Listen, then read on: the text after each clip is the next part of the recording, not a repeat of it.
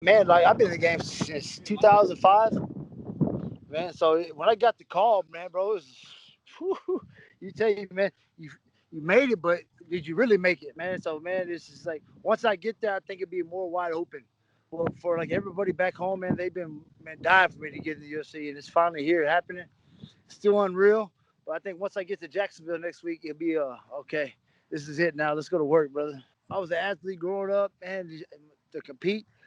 I grew up watching boxing. That was my first love, man. Then once I got into the MMA training, man, with Dana Pineda, it was just a lifelong dream, man. Man, that was my goal since I started, man. It's been a long journey. Some fighters would just, man, they'll quit. I didn't, man. I bit down and I stayed with it, man. Hey, man, so it's a dream come true, man. So I think it's a storybook. I said, man, it's like they'll tell my story one day, man. It's awesome. When I was coming up, there was no amateurs. I mean, they had Lone Star Beatdown. That was the only amateur, but that was like for the college kids out of College Station in Huntsville. There was nothing local. So when we came up, I had to get steered Dallas. SWC in Dallas was like my first organization fighting for it, man. So that was pretty cool. But back then you couldn't pick who you wanted to fight. You just like, you want to fight, yes or no, let's go. That's how it was, brother.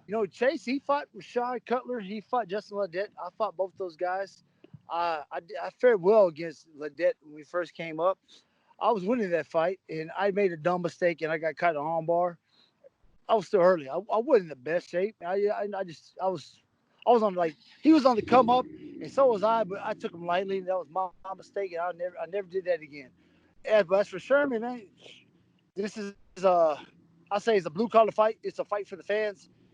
Going through everybody, we're going through this coronavirus, COVID-19 stuff, man. I think for the fans at home, they're gonna be in for a treat, man. I promise you, I'm gonna put on the show. I know he is.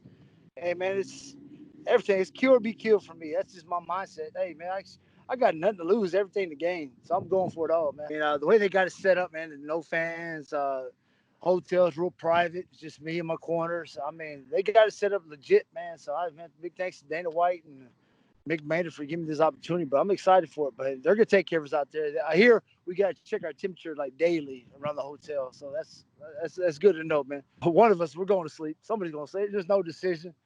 Uh, I'm gonna meet him in the center of the octagon, and you guys look here. You got the bosses of the UFC. Everyone, all eyes are on me. This is like no fans, but damn well everybody at home's watching. Ain't nobody doing nothing. So all eyes are on us. You better fight, because if you don't, woo, you will hear internet will go crazy on one of us. We don't want that social media bashing.